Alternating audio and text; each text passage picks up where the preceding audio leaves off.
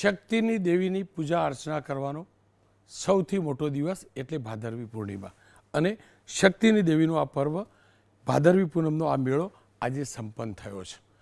શક્તિધામ અંબાજીની અંદર છેલ્લા એક અઠવાડિયામાં એટલે કે ભાદરવી પૂનમ શરૂ થઈ ત્યારથી આજે મેળો સંપન્ન થયો ત્યાં સુધીમાં 40 લાખ કરતાં વધુ યાત્રાળુઓએ શ્રદ્ધાળુઓએ માતાજીના દર્શન કર્યા છે. અદ્ભુત આયોજન આ દિવસોમાં અદ્ભુત આયોજન જોવા મળ્યું. તમામ રૂટ ઉપર જબરજસ્ત આયોજન હતું.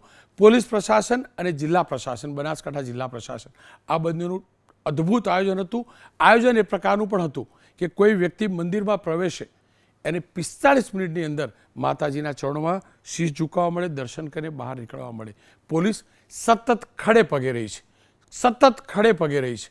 જિલ્લા પ્રશાસન સતત ખડે પગે રહ્યું છે. તમામ પ્રકારની વ્યવસ્થા કરાઈ હતી અને આનંદ અને ગર્વની વાત એ છે કે સૌથી વધુ મહત્ત્વ સ્વચ્છતા અભિયાનને પણ અપાયું. હું આજે અંબાજીમાં જઈને આવ્યો છું.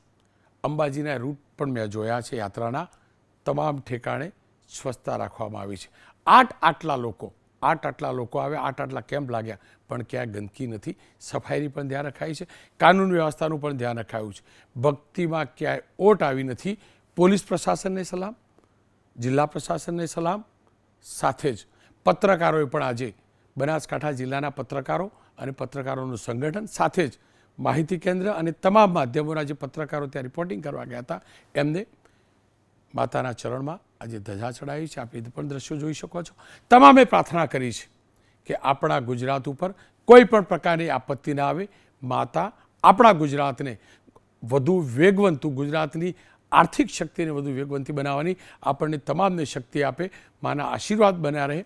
બસ એ જ અભ્યર્થના સાથે બોલ માડી અંબે, જય જય અંબે. માં નવરાત્રિમાં મારા ગુજરાતના એક વ્યક્તિના ઘેર આવજો અને તમામનું દુઃખ હણજો, તમામને શક્તિ આપજો. સત્ય સાથે રહેવાનું.